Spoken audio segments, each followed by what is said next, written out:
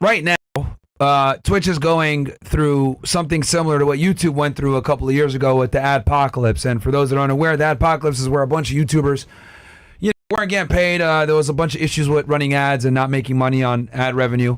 And Twitch is going through that right now. And this comes on the heels of the ADL, aka the Anti-Defamation League, putting in enormous amounts of pressure on Twitch. And this, we'll read this right here. This comes from Mario Newfall. Twitch bans Zionist as a slur under hate policy. Twitch announced it will now ban the use of the term Zionist when it's used to attack or demean individuals based on their background or religious beliefs. The platform clarified that reference to Zionist or Zionism as a political movement, whether critical or supportive, remain allowed under its rules. Twitch says the change aims to prevent coded hate speech while preserving open discussion about political ideologies. Source, Twitch. So, and I want to read this one more time. It says the platform clarified that it references to Zionist or Zionism as a political movement, whether critical or supportive, remain allowed under its rules. Now, here's the problem with that, though. Who's going to dictate if it's being used in a political sense or in a derogatory sense? That, my friends, is the $1 million question, right? It's going to be the team. Their discretion again. Yep. It's going to be their discretion. Now, you want to talk about this, Fresh, as far as like, do we got the clip? Because this all is being blamed on one Twitch streamer right now. As you guys know, Hassan has felt quite a bit of pressure from this, and everyone is blaming him for this situation because the ADL basically, and I have a whole tweet on this actually. If we can open up my page, I think I have it pinned actually. I talk about how censorship works in the United States, and I'll kind of go through that. But in this situation with Twitch, the ADL basically went to Twitch, told them, hey, you guys have a bunch of anti-Semitic streamers on your platform. We don't want them on there anymore, and if you guys don't, basically they didn't put this out there, but I already know this is what they probably told Twitch. We're going to put your advertisers, which they did it anyway. And I think that's kind of a response because they wanted harsher penalties on Hassan because Hassan was the only one that wasn't banned, but a bunch of other pro-Palestinian Twitch streamers were. And that's who the ADL is gunning for right now. Basically, their golden boy Hassan is someone that has been on the platform for quite some time. He's been there making a lot of moves. He's their only political commentator. And he does a lot of stuff for Twitch behind the scenes. Of course, he's cool with the CEO, of course. And as a result... You want to tell him what you saw at TwitchCon? Yeah, well, I saw Hassan with the CEO, the streamers as well, that were pretty big name. And, you know, it's almost like if, like, he's big bro with him. You know, like, they're cool friends. They're actually friends. And to me, it's like, at that point, you call the shots. I don't like this. I like this. And let's say you're a cause of an issue, you get less penalty because you're cool with the CEO. Now, as a result, though, we've seen people have been blaming it on Hassan specifically. They said, listen, this is only happening because Hassan made those statements, and then they said, hey, you guys are not anti-Semitic. And for those that are unaware, look, Hassan is, I would consider they call him a socialist. He's a leftist, basically, if I'm going to make it simple. He's a leftist. Very fairly woke, but one of the things that he's actually very critical on is Israel and the current conflict going on in Gaza. He obviously doesn't approve of many of the things that Israel is doing to the people in Gaza and the West Bank.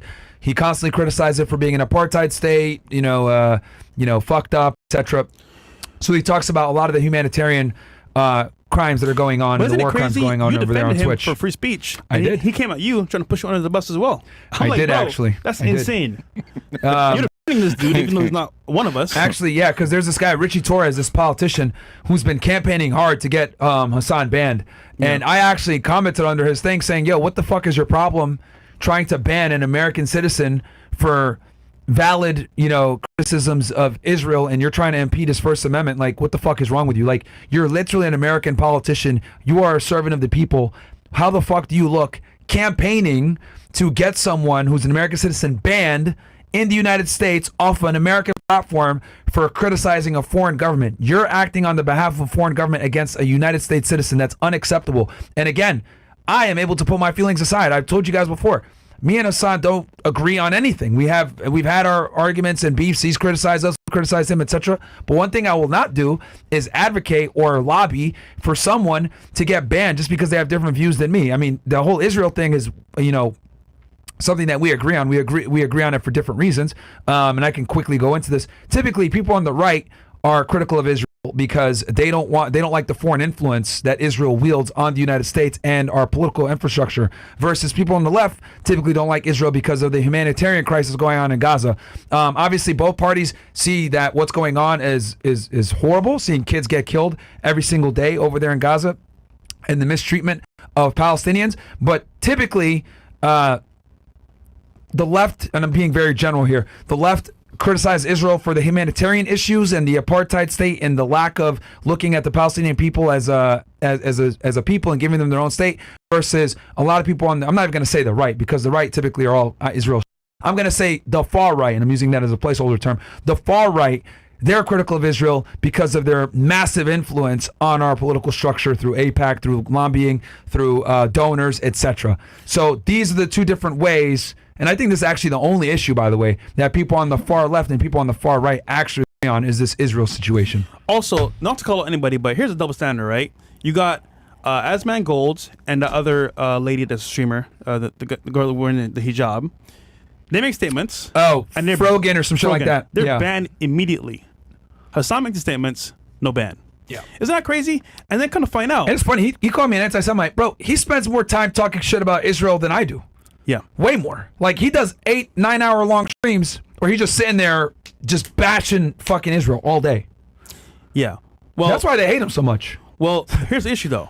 When you don't, I guess, ban someone like that, guess what they do? They come after your sponsors, your ad companies. Yep. And then at that point, they lose money in a hole. I wrote a whole tweet about this, which I'm going to go through with you guys, by the way. What's the next step for Hassan? Because I don't know what they're going to do now. Because you lose a sponsorship. I think they're going to ban him. Money.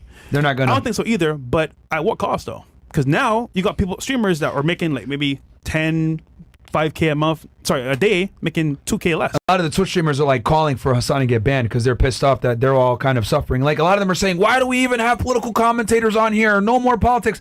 Like, I remember dumbass Lacey was talking about, dude, I don't make money. Like, I don't even talk about politics, and I got like, I'm making like, he was complaining about making 10K. He was making 10K a day at one point, now he's making 2K a day, and he's crying about that. Well, you got hold on, you got people like that Biden economy. K-Son, which is another streamer, losing all their money because of a flag in their bio. Yeah. Isn't that crazy? A flag in your bio, you lose everything. Yeah. He had an Iran flag because he's Iranian. Let's play this clip real quick. This is Osman Gold. Or is it Osman Gold or someone else? Okay, let's play the clip and we'll kind of react to it. Hassan clearly is like one of the biggest proponents of this. I would say he is the biggest proponent to a lot of the contention around the, quote, adpocalypse. He's the main reason why this is, like 90% of the examples that are being used are him. Like, or maybe not 90, it might be 80, 70%, but it's like the majority of all examples on the entire platform are all Hassan.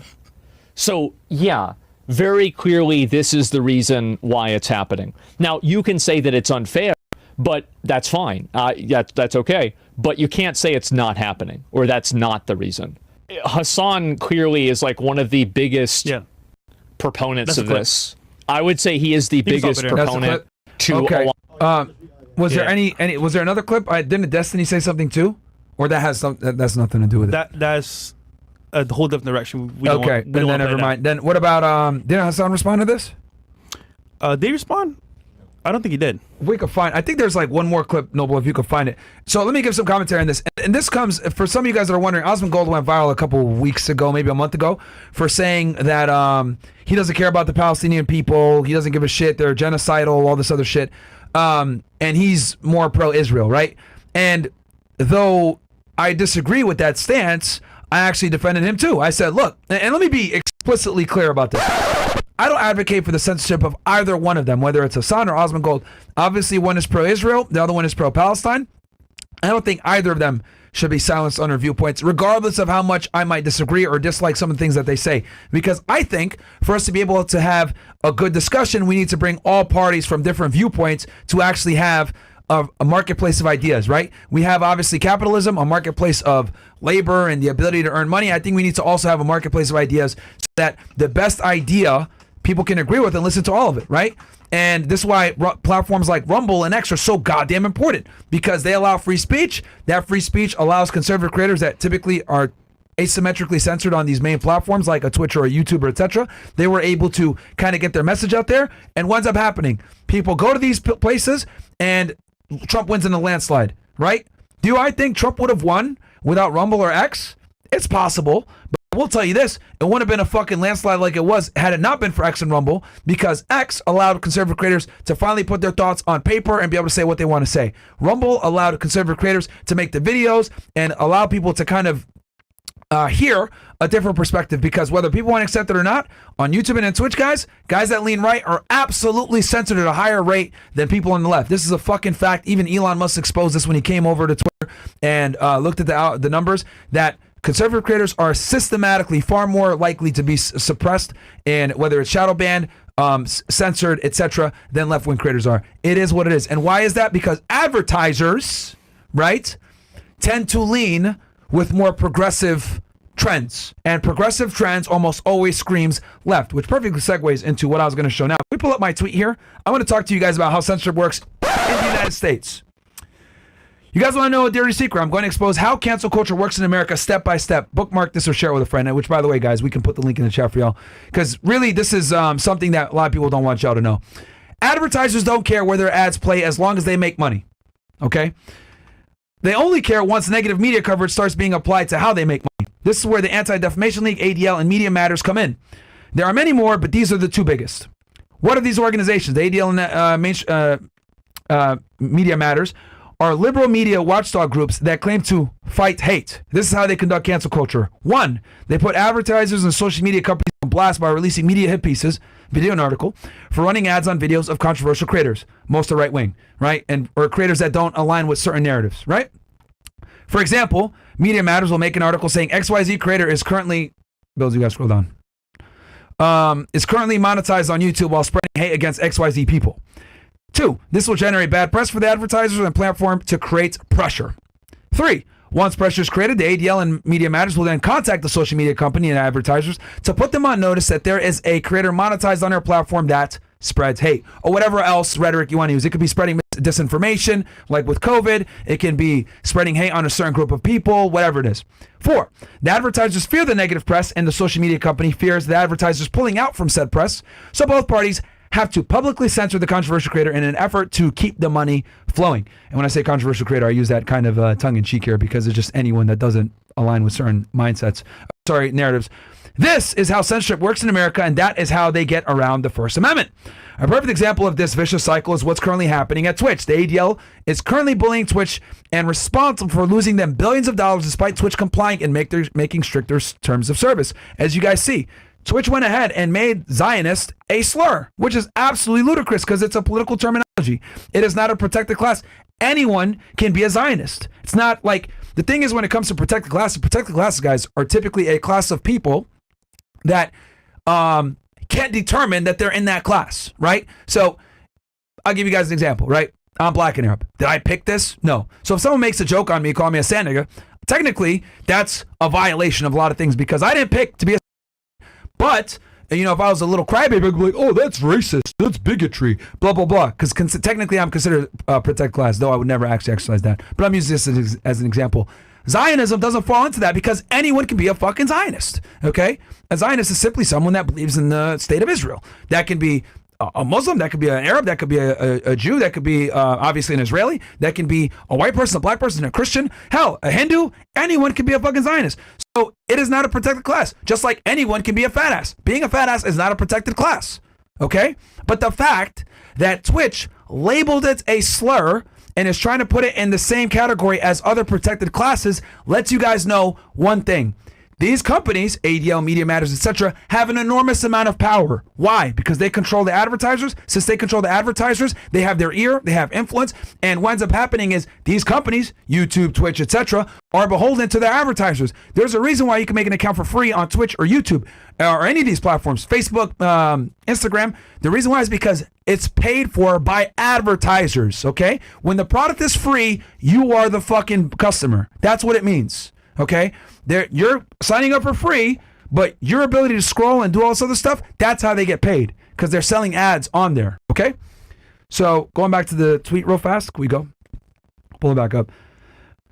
Okay, so So, for example, so they bully them for losing them billions of dollars despite Twitch complying and making stricter terms of service. So they did this whole Zionist thing for Twitch and for the ADL, and ADL still pulled their advertisers. And the reason why, a big reason why, is because I think they're going to continue to keep their foot on Twitch's neck until they ban Hassan. Because I saw a tweet from the ADL, which, by the way, all their shit is private. You can't comment because they get shit on so much. They had said that, hey, though we appreciate Twitch's efforts to combat anti-Semitism with using the term Zionist as a slur, they said something about Hassan is still openly here complaining about Israel for 8 hours. They made some tweet about that. Well, when I want you gone, you'll be gone. They're going to keep going. They're going to keep going. So, and I go here, this is why you can't reason with these fuckers. If more Americans knew these dirty tactics that liberal watchdog groups applied, they would be done for. This isn't just me calling out the ADL, Media Matters, and others, but the American people agree with me. How do I know that? Most Americans no longer trust mainstream media, right? And Trump's landslide victory proved that. People were going to Rumble, people were going to, hell, even YouTube, people were going to other media sources to watch the election. Fucking Crowder and Bongino had 400,000 to 500,000 people watching them live on election night. They beat out Fox News, CNN, MSNBC. They beat all the main stations, right? PBD as well. They beat all these guys out. So what does that tell you? That tells you that the people don't trust the mainstream media anymore. X is now the most downloaded news app, okay? So, and I say this because these watchdog groups like this have mainstream media by the balls, but they can't control independent creators on social media like they do with big networks. Fuck the ADL. Because the ADL and Media Matters absolutely control Fox, CNN, all these mainstream media things because obviously they need advertisers, so they're going to do what these guys ask for. But the ADL and Media Matters can't control independent creators. And that's why they're going so hard with lobbying to get them canceled, etc. But the American people are tired of it because they can see that a lot of the news that they get is fucking doctored, it's edited, it's put in a certain way to fit a narrative, and people have been catching on. Nobody's watching mainstream media news. The only demographic that mainstream media news captures nowadays, guys, is adults over 70 years old. That's what I was talking with Tim about this when I was up north, is that's who the mainstream media is capturing now. The most watched news channel on YouTube and that time slot is actually Timcast. He's beating out mainstream media. PBD beating out mainstream media, right? People are tired of the bullshit. They're absolutely tired of it. So fuck censorship and fuck Media Matters. All these lobby groups, fuck them. We should also talk about BlackRock if we're going to talk about censorship, because they're the ones who basically control all the purse strings. Yo, you want us to invest in your stock? You want us to put in billions in your company? Well, guess what? You have to have a board member for a certain minority position or certain people who think they're boys or girls or whatever, you know. I'm trying nowhere on YouTube, bro. I'm trying. You have to look at BlackRock and you have to look at all the main money, because they're the ones who basically throw the billions of dollars. They're the trillionaires. They throw the billions of dollars at the Apples, and that's why the Apples of the world and the Dells and all of these companies have these liberal policies, because if they want that money, they got to get liberal. That's why they do things that's against their interests. It's like when Target went all LGBT and they lost hundreds of millions of dollars. It didn't matter because they were getting the funding from BlackRock. Exactly. Yeah. ESG scores. Here's the problem, though. So, who just won in office? Trump, right? Yeah. And guys, that's how censorship works in the United States. So yeah. But what is Trump? Pro Israel. Yeah. So this is not going away. It's going to get actually worse. And actually, I would say this as well. It's not a bad thing. But here's the problem, though. These companies that are... Was that a bet that he's pro-Israel? Yeah, it's not, because you have to be to do politics. You have to be. No one's going to be in politics without being pro-Israel. So, that being said, though, now, how do you avert this corruption or this censorship? Well, to be honest, they're getting paid from these companies, like, you know, these sponsors.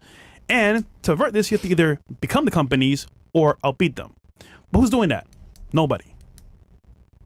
So what do you do?